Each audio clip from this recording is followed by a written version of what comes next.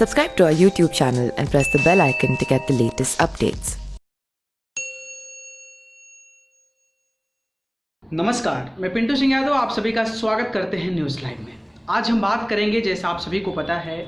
कि हम डेली एक सीरीज़ लेकर आते हैं और उस सीरीज में हम चर्चा करते हैं इंडियन पॉलिटिशियंस बैकग्राउंड, यानी कि भारत के उन नेताओं के बारे में, उन राजनेताओं के बारे में जिन्होंने अपने काम से, अपने प्रतिभा से और लोगों के बीच जाकर एक अलग उपलब्धि प्राप्त की है और लोगों के बीच काफ़ी प्रचलित हैं। तो उसी नेताओं में से आज एक नाम है, वो नाम है डॉक्टर रघुवंश प्रसाद सिंह का। डॉक्टर रघुवंश प्रसाद सिंह की अगर चर्चा की जाए, उनका परिचय बताया जाए, तो वो आरजेडी के, यानी कि राष्ट्रीय जनता दल लालू यादव के पार्टी के एक कद्दावर नेता के तौर पे जाने जाते हैं। अगर हम रघुवंश प्रसाद सिंह के जन्म की बात करें तो इनका जन्म 6 जून 1946 को वैशाली जिला में हुआ था। वैशाली एक बिहार का जिला है, वहाँ पर उनका जन्म हुआ था। पढ़ाई में अच्छे थे, काफ़ी टैलेंटेड थे और लोगों के बीच उनका ऐसा जुड़ाव था कि किसी से अगर एक बार मिल लेते थे तो वो उनके दीवाने हो जाते थे और लोगों से अच्छे तरीके से मिलना, चाहे आप बड़े दर्जे के लोग हैं, छोटे दर्जे के लोग हो, गरीब हैं, मजबूर हैं, सबसे अच्छे तरीके से उनको राजनीति के दुनिया से ही, यानी कि जो जब पढ़ाई कर रहे थे उसी की दुनिया से ही सबसे मेल मिल कर रहा करते थे। गरीब परिवार के थे, चना भुजा खाकर, सत्तू चना भुजा प्याज इनको काफ़ी पसंदीदा है और यही खाकर अपनी ज़िंदगी बिताते थे। और दुकान में बैठकर चना सत्तू आप देखते हैं तो शाम में होता क्या है कि गांव में कोई बाजार में कोई आदमी बैठकर चना सत्तू चाय ये सब खाते रहते हैं, भुजा वगैरह। तो रघुवंश प्रसाद सिंह जब छात्र में थे, छात्र राजनीति में थे, उस दौरान के दिन वो जो है चने सत्तू और इस प्रकार की चीज़ों पर ज़्यादा फोकस करते थे और वैसे खाते थे जी। एक किस्सा कहा जाता है, कुछ इनके जो आसपास के लोग, जो जानकार लोग होते हैं, वो कहीं ना कहीं ऐसी चीज़ें कोई सफल हो जाता है तो सामने आई जाती है। बात करते हैं जिस तरीके से 1977 में उन्होंने जेपी आंदोलन से जो है अपना राजनीति में कदम रखा और 1977 में वो चुनाव जीत कर आए, यानी कि एमएलए का चुनाव जीते, बिहार विधानसभा चुनाव जीते और फिर जो है उस टाइम जो थे कर्पूरी ठाकुर की सरकार बनी थी। कर्पूरी ठाकुर की सरकार बनने के बाद उनको एक उसमें मंत्री बनाया गया। रघुवंश प्रसाद सिंह का अहम रोल था उनके राजनीति में और उनको सीएम बनाने में, क्योंकि उनका समर्थन जो था रघुवंश प्रसाद सिंह के द्वारा कर्पूरी ठाकुर का किया गया था, जिसके बाद कर्पूरी ठाकुर सीएम बने और फिर रघुवंश प्रसाद सिंह को जो है एक अच्छा पद दिया गया, एक मंत्रालय दिया गया। उसके बाद से रघुवंश प्रसाद सिंह गरीबों की लड़ाई, दलितों की लड़ाई, मजदूरों की लड़ाई, जो भी निचले तबके के लोग थे उनकी लड़ाई के लिए संघर्ष करना शुरू किया। हालांकि रघुवंश प्रसाद सिंह एक बड़े जाति से आते हैं, खास करके रघुवंश प्रसाद सिंह एक राजपूत जाति से हैं, लेकिन लड़ाई जो है वो पिछड़ों गरीबों के लिए लड़ते थे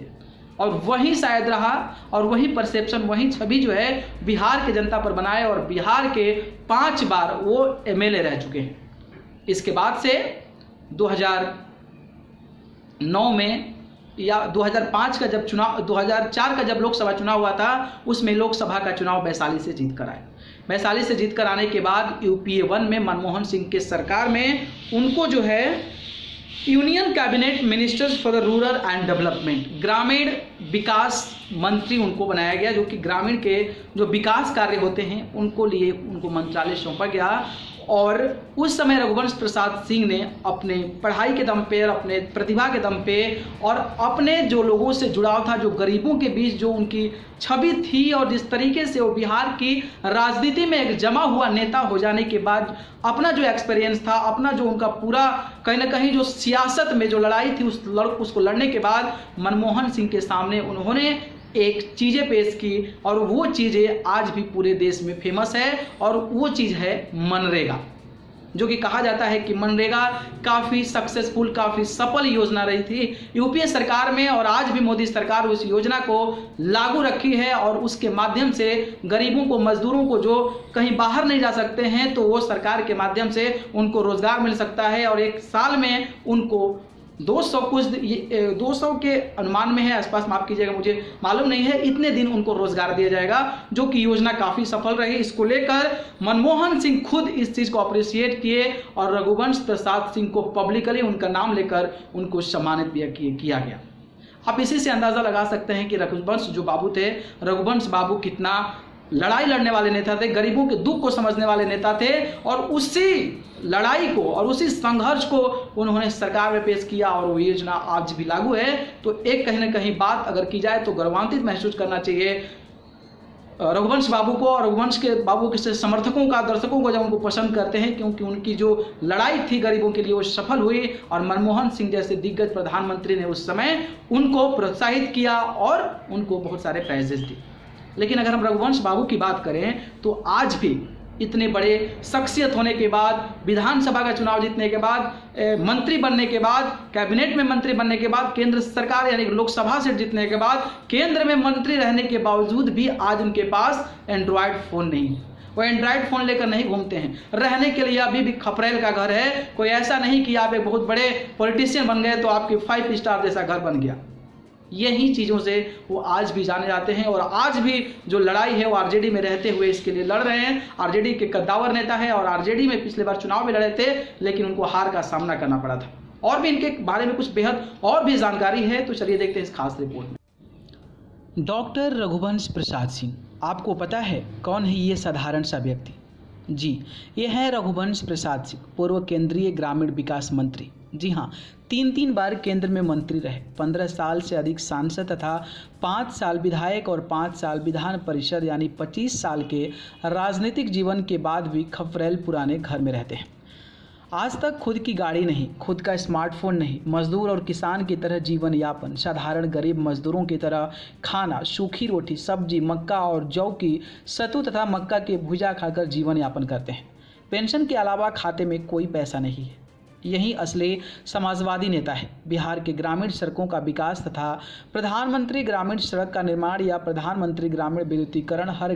गांव हर घर बिजली पहुंचाने का श्रेय डॉक्टर रघुवंश प्रसाद सिंह को ही जाता है। लालू प्रसाद यादव राज्य में बिहार के सड़क के विकास नहीं होने का मुख्य कारण यह था कि 2004 से पहले राज्यों के ग्रामीण सड़कों को योजना के केंद्र से 70% राशि मिलती थी और राज्यों को 30% अपने तरफ से लगाने पड़ते थे। लेकिन बिहार जैसे अति पिछड़े राज्यों के लिए 30% राशि सड़क में लगाने पर बहुत सारी योजना में कटौती करनी पड़ती, जिसके कारण तत्कालीन राजद सरकार मजबूरी के कारण केंद्र की 70% राशि लौटा देती थी। लेकिन जब 2004 के यूपीए सरकार में डॉक्टर रघुवंश प्रसाद सिंह जैसा ईमानदार नेता ग्रामीण विकास मंत्री बने तो उन्होंने लोकसभा और राज्यसभा में लंबी बहस के बाद प्रधानमंत्री को समझाने में सफल रहे कि पिछड़े राज्यों में सड़कों के विकास के लिए तथा बिजली पहुंचाने के लिए 100% राशि केंद्र सरकार को देने चाहिए था। ये बिल संसद में पास हो गया, लेकिन राजद का दुर्भाग्य कि 2005 में बिहार रंगा बिल्ला की सरकार बन गई तथा केंद्र के विकास को शिक्षा के कमी के कारण बिहार के लोगों ने नीतीश कुमार का विकास समझ लिया।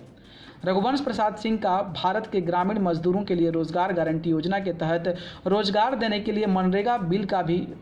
मील का पत्थर साबित हुआ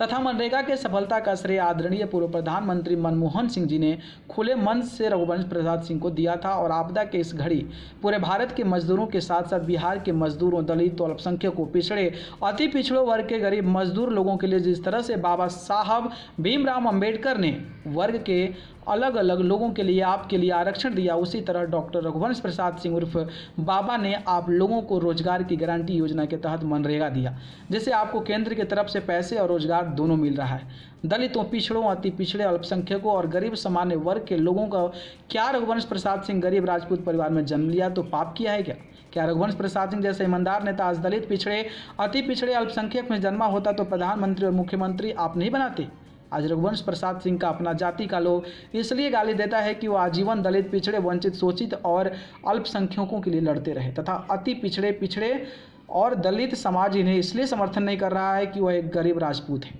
जिन्होंने 1 रुपये का भ्रष्टाचार नहीं किया, माफियाओं, ठेकेदार, अपराधियों, हत्यारों का संरक्षण नहीं दिया, समाजवादी विचारधारा के प्रतीक हैं। कई बार इन्होंने मंत्रालय का प्रस्ताव ठुकरा दिया, कहा कि मैं साधारण ही ठीक हूँ। तो देखा आपने कि किस तरीके से रघुवंश बाबू ने जो गरीब, दलित, जो पिछड़े लोग थे, पिछड़े वर्ग के लोग थे, उनके लिए लड़ाई लड़ी, जारी रखी और उन्होंने उसमें सफलता पाई, जो कि उनका योजना मनरेगा आज भी पूरे देश में प्रचलित है और गरीब मजदूर, पिछड़ों को रोजगार मिल पा रहा है, जिसके माध्यम से गरीब मजदूर साल में अपने घर पर रहते हुए ऐसे रोजगार पाकर अपने बच्चों का, अपने बीवी का, अपने परिवार का पेट पाल रहे हैं और खुद की ज़िंदगी खुशहाली पूर्वक जी रहे हैं। तो ये थी आज इंडियन पॉलिटिशियंस बैकग्राउंड के बारे में, जिसके बारे में आज हम बताए रघुवंश प्रसाद सिंह के बारे में। और भी वीडियोस आती रहेगी, चैनल को सब्सक्राइब करके जुड़ जाइएगा, क्योंकि इस पे और भी जो है अपडेट्स आते रहते हैं। आप सभी को बहुत बहुत धन्यवाद। नमस्कार। Subscribe to our YouTube channel and press the bell icon to get the latest updates.